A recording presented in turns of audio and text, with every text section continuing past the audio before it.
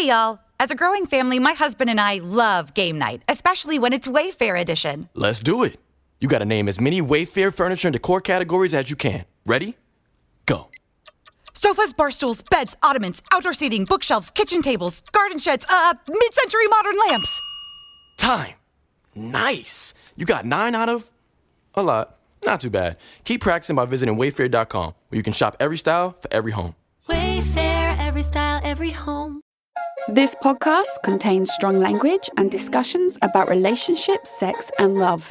It may not be suitable for younger listeners. This is the Can't Keep My Mouth Shut podcast, and I am Nixalina.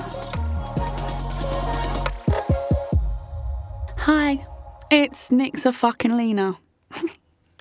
And the reason why I'm talking like this is because of the shitty episode title, which is called What Life is Like in the No Sex Club. Yes, can I please have one ticket admission to the No Sex Club? Yes, or maybe I'm a founding member at this point, who knows? This episode, I guess, is a Nixalina tea spill. We like these episodes now and again. Well, you guys fucking love them. I try and steer away from it as much as I can. I have tried my best to keep my private life out of the mic. Which it never used to be, but I wanted to be more educational, you know? Like, I want you guys to know how to spot a fucking narcissist a mile away. Save yourself years of heartbreak, save yourself marrying the wrong person, or, I don't know, how to swerve a sociopath. Anything like that, but you guys love it when I go, this is my life update. I don't know why I did that. Oh, I'm going to go to different accents now. What accent was that? I could do a little bit of Irish. Every Irish person's like, can you shut up? Fair. So, life in the No Sex Club. Listen, you want to know the last time I had sex?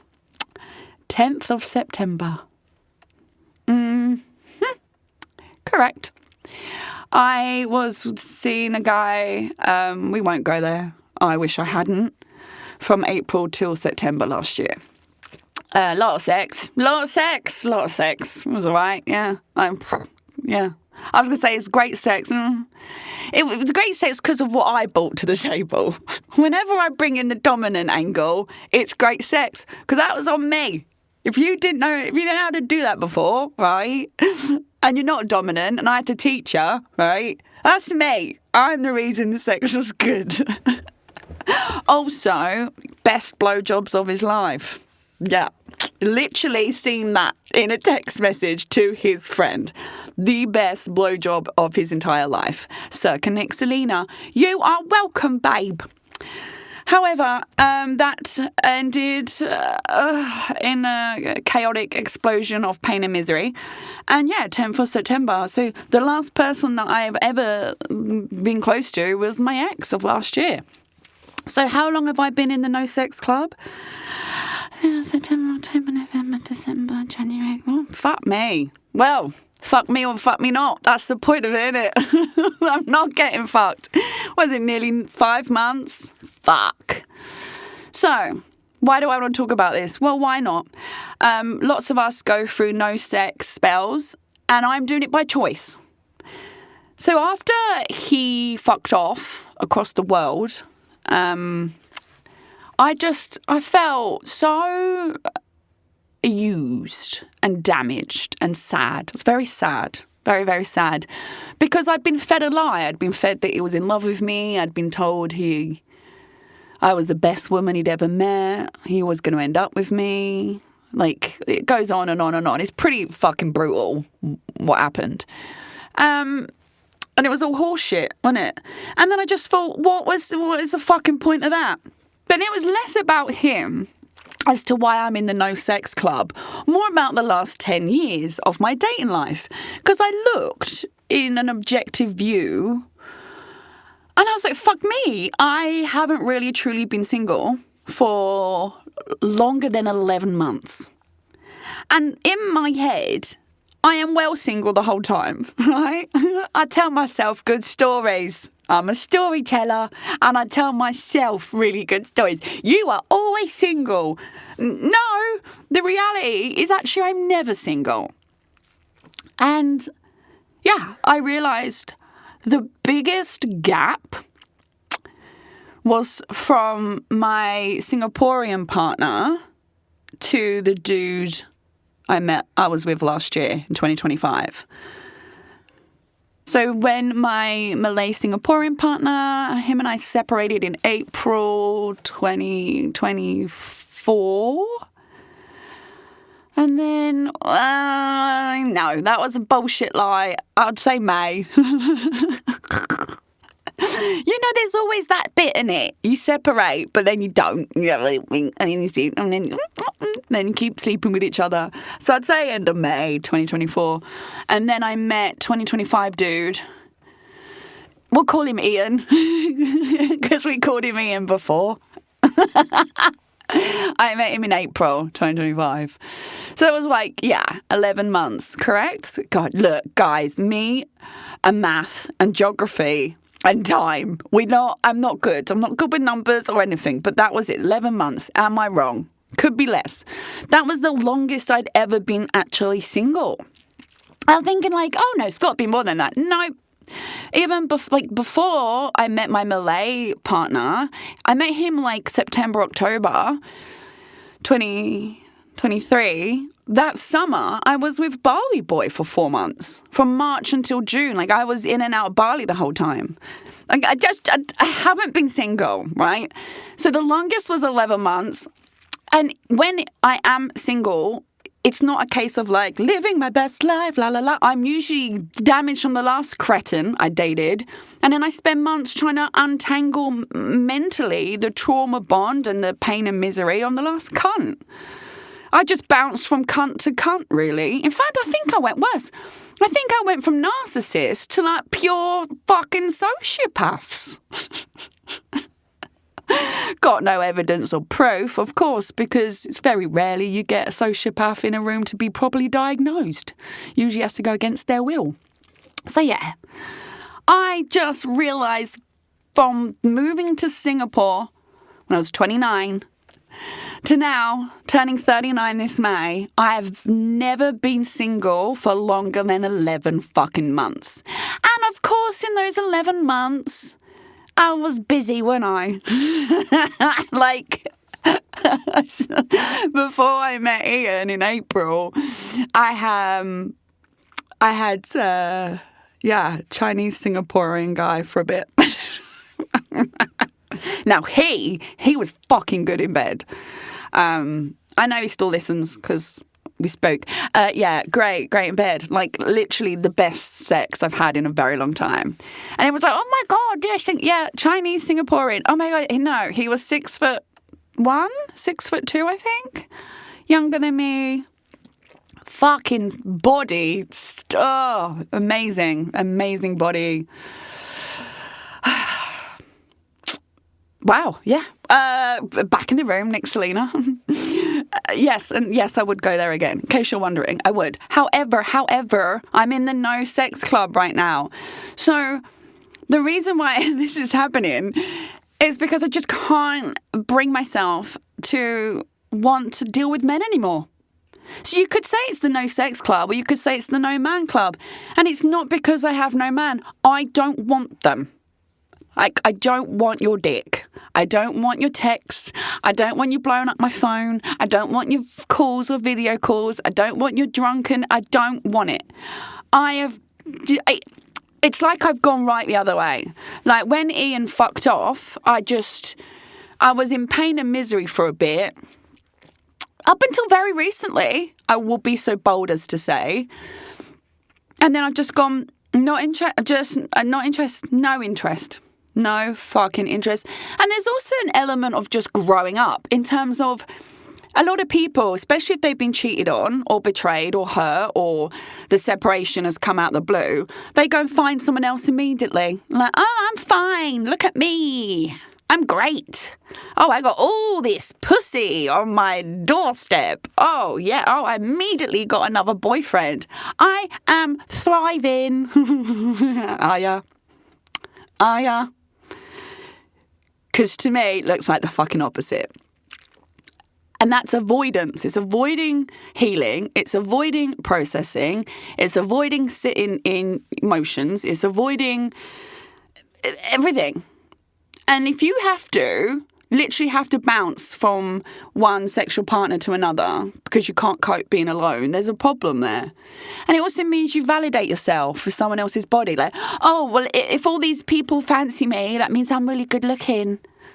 Does it? Does it? Or does it mean that you are actually quite fragile and your self-worth, esteem and self-appearance is dependent solely on how much external validation you get from other people? So you need 10 different people to tell you how great you are before you feel that you're great. Is that it? Would you say that's really it? Clearly, I don't have that problem because I ain't fucked anyone and have no interest since September last year. And I loved this dude, this Ian dude. Like, I loved him, you know? And if you love someone, really love someone, you don't bounce from people to people. You take time and you grieve. You know what I mean? You're sad. And if you're sad, that's normal. If you're sad and you take time to date, that's normal. People make you feel like you're the problem if you can't immediately jump into someone else's fucking legs. No, it's quite the opposite. And so I figured I would lead by example on this because I talk about this a lot. I'm like, but I don't. I went on one date with one guy and I ran home. We had a great date, and he was a beautiful boy, gorgeous guy. I weren't ready. I just weren't ready for it. And I could have gone home and spent the night with him, and I left at 11 o'clock, and I just realized this isn't fair. I'm not even ready to date. I don't want to drag anyone else into this because I'll just be using them to make myself feel better because I'm not in it anymore I just don't want a dude. I just don't want it. And when I look back on my sexcapades and my relationships and my time with men, it's never, oh, that was fucking amazing. I'm glad that happened. No. Take last year as example. What the fuck was that all about? What a waste of tears and time and energy. And what a shitty, pointless summer of pain, of being dragged emotionally and lied to. I was lied to on repeat. And I was fucked around on repeat. And he knew he could because he knew I was in love with him. That was it. And all he had to say was, I love you, I want to be with you. And he kind of got away with murder. So there you go. He didn't get away. Not actual murder. Calm down. It's a fucking phrase. So yeah. And I just think, what is the point? But I felt the same about the Singaporean partner. What was the point in that? And every time I am with someone, my content usually takes a back seat. I don't go to the gym as much. I derail or, I just don't feel like I am my fullest self to myself. And this time around, I'm like, no, I don't need sex to make me feel good. And maybe that's because I haven't had really good sex for a while. There was two guys. There's a Brit boy after my fiance, and then there's the Chinese Singaporean. Those two, and they were the two since 2021, where I was like, this sex is so fucking amazing. I want it every damn day. I want it every night, every day. It was just those two lads. And they're both beautiful as well, which helps. But you can have beautiful people and just shit in bed. You can be really pretty, but every time you try and lick me out, I feel fucking nothing because you're crap at it. There's that. But yeah, there's only two scenarios, and these two weren't even they didn't even end up as actual partners, right? But other than that, I'm like, what is the point? I don't know, man. No sex club through choice, right? Through choice. And I'm sorry if you're listening and you're part of the people that I've matched with and I'm asked me out and I keep saying I'm really busy, and I am really busy. And that's another thing why I've joined the no sex club. It says I'm too fucking busy to date. I can't give any energy to a dude right now. Because every time I do, you guys fucking let me down. What is the point in falling in love just to have you go, oh, no, I'm only joking, I don't really love you. Oh, no, I do love you, but I accidentally had a threesome. But I do love you, but I do love you. Oh, I love you, but I accidentally went to the Fullerton Hotel with a prostitute. Oh, but I do love you, but I do love you, but I'm going to accidentally... Come on. What is the point? What a waste of time. Can't do it. I don't have the time to waste. So, to be clear, the next man that comes into my life, he's the one or it don't happen. Do you know what I mean? I'm not saying I have to next date and I go, right, you're it on day one. You're the love of my life. What? Yeah, but we haven't even ordered starters. Yeah, I know. I've had one beer. I'm in. I'm in. Imagine, get through half a pint. Right, what bridesmaid colours shall we have? No, but what I mean is when I next commit myself, my body, my feelings to someone, he's the one. Other than that, don't waste my fucking time. And I just don't want it. You got that? Also, life in the no sex club physically is fine. If you're like, what about living without sex? Yeah, it's all right. I had a shit ton of it last summer. Me and this Ian were just like on like fucking like rabbits. Yeah, good, great. Does that fulfill me? No. Does that make me feel? No. Yeah, did I feel worse after? Well, yeah, because then I felt used for sex. Like, okay, good, cool, we fucked, was great, and then what? Do you know what I mean? And also, I have amazing toys, so I can get myself off whenever I want, within minutes, rather than waiting for a dude to learn how his fucking tongue works.